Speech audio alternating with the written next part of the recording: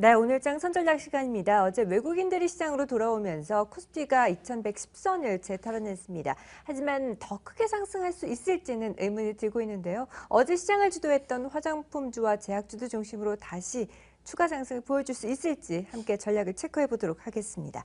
위즈인베스트의 김영철 팀장, 김종효 위원과 함께합니다. 안녕하십니까? 예, 안녕하세요.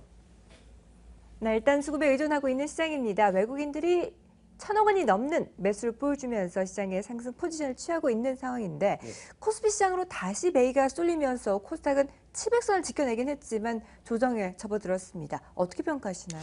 사실 지금 같은 경우에는 뭐 양시장, 특히나 어제 시장만 보면은 양시장을 보는 게 의미보다는 업종을 보는 게 훨씬 더 의미가 있지 않나 이렇게 좀 보고 있는데요.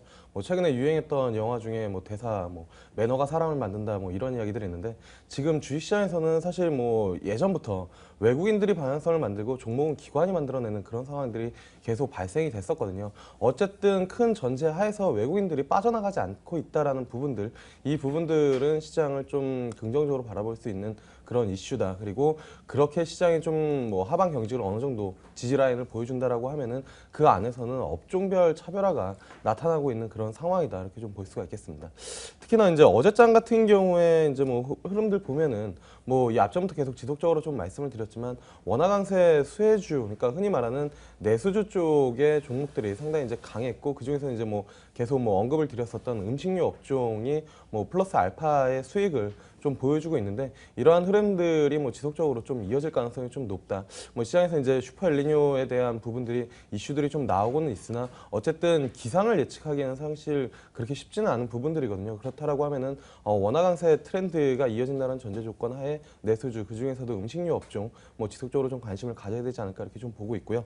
그리고 이제 또 중요한 부분들은 어제 사실 상한가가 29개가 들어가고 하한가가 17개 정도가 들어갔거든요. 뭐냐면은 양극화가 좀 강하게 나타났다라는 부분들이고 그 양극화가 나타날 수 있었던 요인 같은 경우에는 결국에는 실적이랑 추가적인 모멘텀의 유무 다 이렇게 좀 보시면 좋을 것 같습니다. 그래서 개인적으로는 1분기 실적을 상당히 긍정적으로 내놓고 2분기까지 실적 컨센서스가 높아지는 기업들 같은 경우에는 수급 쏠림 현상이 나타날 가능성이 상대적으로 높다. 그렇기 때문에 1분기 실적 호전주 그리고 실적 발표 이후에 기관 수급이 유입된 종목들 위주로 좀 대응을 하시는 게 맞지 않을까 이렇게 좀 보고 있고요. 전반적으로 뭐 시장, 양시장에 대해서 이렇게 뭐 구분을 두는 게 큰 의미는 없다라고 말씀드렸지만 시총 사이즈가 좀 큰, 그러니까 지수의 영향을 받는 그런 종목들보다는 어쨌든 중소형주 쪽에서 조금 더 뭐 투자 포인트를 잡는 게 수익률 제고에는 조금 더 높지 않을까. 그래서 뭐 조정 시에는 매수 관점인데 대표적으로 어제 움직였었던 뭐 제약이나 화장품 업종 관심을 가져야 되지 않을까 이렇게 좀 보고 있습니다. 네, 역시나 화장품 제약주들의 강세가 진행될 것으로 파악하고 있습니다. 지수보다는 종목의 포커스를 종목에 대해서도 실적 호전주 그리고 기관의 매수가 꾸준히 유입되는 종목군들 중심으로 관심을 가져보자라는 전략을 지시해 주셨습니다. 이 의견도 동의하시나요? 네, 뭐 대부분 동의하고요. 뭐 라임을 맞춰보자면 지수는 미동, 종목은 요동 이렇게 표현해 볼 수가 네. 있는 거죠. 그래서 말씀해 주셨다시피 지금 종목들이 굉장히 그 격하게 움직이고 있습니다. 그래서 지수가 크게 움직이지 않았음에도 불구하고 종목별로 이렇게 큰 수익률 격차가 벌어지고 있는 장세가 대응하기 쉬운 장세가 절대 아니고요. 또 하나 이제 주목해 볼 만한 것은 이렇게 화장품이나 일부 종목으로 너무 쏠림이 나타나고 있다는 거죠. 그러면 이 쏠림에 쫓아가는 것이 맞느냐에 대해서는 뭐 각자 개인 판단의 몫이기 때문에 제가 뭐 특별히 말씀은 안 드리겠습니다. 다만 저라면 지금 구간에서 이 가격에 추가 투자는 어렵다라는 것을 뭐 여전히 말씀드리고 싶고요. 뭐 단기 파도를 타시는 분들이야 뭐 어느 정도 리스크를 감내하고 뭐 즐기실 수 있겠습니다만 투자 개념에서 하시는 분들에게 지금 이 종목을 신규로 사라라고 저는 말씀드릴 수는 없을 것 같습니다. 그래서 이들 종목에 대해서는 여전히 좀 뭐 보수적인 관점을 말씀드리고 싶고요. 코스피 시장은 뭐 크게 봐서는 박스권을 크게 벗어나지 못하는 양상이고 코스닥 시장은 짧게 보면 순환매가 계속 돌고 있다라는 거죠. 그래서 뭐 짧게 대응하시는 분들은 순환매에 뭐 대응을 하셔야 되겠지만 이 순환매를 맞추는 것 자체가 쉽지 않기 때문에 제가 보기엔 여전히 좀 시장에 대한 뭐 관망 관점 그리고 앞서서 말씀해 주셨다시피 굳이 신규 매수를 한다면 실적이 좋은 종목이거나 외국이나 기관의 매수가 이어지는 그런 종목군들로 한정해서 좀 장기적인 승부를 보시는 게 좋지 않을까라고 보고 있습니다. 네, 지수는 미동, 그리고 종목은 요동, 그리고 실적과 수급은 배신하지 않는다라는 그 명을 또 한 번 확인을 했네요.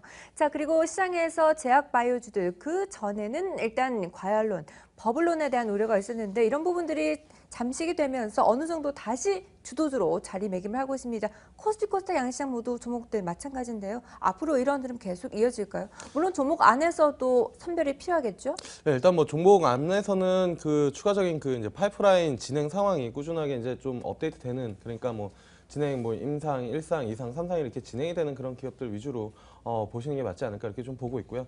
큰 흐름 안에서 시장의 뭐 균형이나 힘의 논리 안에서 한미약품이랑 셀트리온이 죽지 않는 이상은 바이오 제약주가 이렇게 쉽게 꺾이지는 않는다라고 이제 좀 보시면 좋을 것 같습니다. 그래서 뭐 그러한 관련들 종목들 들고 계시면은 당연히 이제 한미약품이랑 셀트리온 보시면 좋을 것 같고요. 한미약품 뭐 어제도 시고가를 기록을 하고 있고 최근에 뭐 셀트리온 잠시 쉬고 있는데 뭐 다시 한번 움직일 가능성이 좀 높지 않을까 이렇게 좀 보고 있습니다. 그래서 그 안에서 좀 관심 있게 보고 있는 종목은 사실 이거를 이제 뭐 몇 달 전에 이슈로 해가지고 뭐 방송을 다시 한번 찾아봤더니 한 3월 19일 2달 전에 이제 뭐 방송 관련해서 이제 종목들을 언급을 드렸었는데 그때 이제 뭐 말씀드린 게 부강약품 그리고 코오롱 생명과학, 바이오로메드 중심으로 좀 관심을 가져보자 그랬는데 코오롱 생명과학이랑 바이오메드 같은 경우에는 그때 당시 이후에 뭐 한 2배 이상 주가 상승이 나타났기 때문에 지금 신규는 좀 부담스럽고요. 그 당시 주가 수준을 좀 보여주고 있는 부강약품 같은 경우에 뭐 수급 보시면 아시겠지만 기관들 수급 꾸준하게 유입이 되고 있고 모멘텀 견조하게 유지가 되고 있기 때문에 부강약품 정도는 좀 관심 있게 볼 수 있지 않나. 그리고 앞서 말씀드린 것처럼 한미약품 신고가를 기록했는데 셀트리온이 아직 안 갔다라는 부분들은 셀트리온도 다시 움직일 수 있다라는 부분들이기 때문에 뭐 트레이딩 좋아하시고 좀 매매를 하실 수 있으신 분들은 뭐 셀트리온 정도도 관심을 가져보면 좋지 않을까 이렇게 좀 보고 있습니다. 그리고 전반적으로 제약주들이 많이 올라왔기 때문에 좀 부담스럽다 하시는 분들 같은 경우에는 비슷한 뭐 그 이제 뭐 컨셉으로 그 헬스케어 업종을 좀 관심 있게 보시는 게 맞지 않을까 이렇게 좀 보고 있고요. 그 중에서 탑픽으로는 휴비츠를 좀 관심 있게 보고 있다 이렇게 좀 말씀을 드리도록 하겠습니다. 네, 시세 연속성이 확인되는 종목들, 부강약품과 셀트리온, 휴비츠까지 관심 가져보자라고 종목을 압축해 주셨습니다. 자, 이런 종목들 계속 관심 가져봐도 될까요? 어떻게 보세요, 위원님은? 일단 바이오 산업, 제약 산업의 핵심이 뭐냐 이걸 짚고 넘어가야 될 것 같은데요. 뭐 이항영 위원도 그렇고 저도 그렇고 뭐 꾸준하게 언급드리고 있습니다만 지금의 이 종목들이 올라가는 이유는 딱 한 가지입니다. 의료비가 미국과 유럽에서 너무 비싸기 때문입니다. 그래서 대체제를 계속 찾고 있는 거고요. 이미 한번 말씀을 드렸지만 램시마 이게 치료를 받으려면 연간 한 2천만 원 정도 들어갑니다. 근데 이거를 이제 대체제를 쓰면 램시마를 그러니까 원래 이제 약이 레미케이드죠. 레미케이드를 쓰면 그 정도가 들어가는데 램시마를 쓰면 금액을 한 7분의 1 정도로 줄일 수가 있다라는 거죠. 그러니까 미국의 선택도 지금 소비를 늘리려고 하고 있는데 소비를 가로막고 있는 가장 큰 요인 중에 하나가 집값하고 그다음에 의료비였는데요. 집값은 이제 금리가 낮아지면서 어느 정도 해결이 됐고 두 번째로 해결해야 될 게 오바마 케어를 통해서 이 의약비를 잡겠다라는 건데 이 의약비를 잡기 위해 사다 보니까 이제 해외 업체들도 여기저기 막 섭외가 되면서 미국 시장으로 진출하느냐 마느냐 이제 논의가 되고 있는 겁니다. 근데 미국은 견조하게 지금 이런 단백질 신약 같은 경우 못 들어오게 막고 있거든요. 레미케이드가 그래서 미국에 들어가면 빵 터진다라고 계속 얘기를 하고 있는 거고 그래서 이미 주가는 이만큼 올라온 겁니다. 컨셉은 딱 두 가지입니다. 미국을 비롯한 유럽 시장에서 추가적으로 앞으로 이런 개량 신약들의 전반적인 흐름이 좋아질 거다라는 믿음이 있기 때문에 이와 관련된 개발 능력이 있고 해외 수출할 수 있는 능력이 있는 그런 종목군들의 상승이 가장 초기에 터졌다라는 거죠. 대표적으로 셀트리온, 한미약품 같은 종목군들이 움직였던 거고요. 그래서 저는 이와 같은 컨셉으로 움직일 수 있는 종목이 국내에 그렇게 많지 않다라고 보고 있습니다. 대표적으로 보시면 뭐 한미약품, 그다음에 제가 이제 초기에 이제 대장주라고 말씀드렸던 게 한미약품이었고, 그다음에 이제 언급드린 게 동아ST라는 종목이었고요. 그다음에 유한양행 같이 이런 종목군들이 그나마 숫자가 따라올 수 있다라는 거죠. 나머지 숫자가 안 따라오는 종목군들은 제가 아까도 말씀드렸지만 여름 이전이나 여름쯤에 정말 잔인한 하락이 올 수도 있다라고 판단하고 있기 때문에 뭐 개별 종목에 대한 투자가 지금 당장 뭐 발을 뺄 시기는 아니지만 숫자가 안 따라오는 종목에 대해서는 추가 매수보다는 저는 분할 매도 관점을 말씀드리도록 하겠습니다. 네, 제약 바이오주에 대한 기대감을 수치로 명확하게 확인할 수 있는 종목군들 중심으로 추려주셨습니다. 한미약품과 동아ST 그리고 유한양해까지 주목해서 지켜보시기 바라겠습니다. 자, 이제 전체적으로 시장 전략을 좀 세워봐야 될 텐데요. 일단 시장을 이끌 만한 강한 모멘텀이 부족한 상황입니다. 여전히 유동성에 얽매여 있는 시장인데 시장 완전히 끌어올릴 만한 재료가 없나요?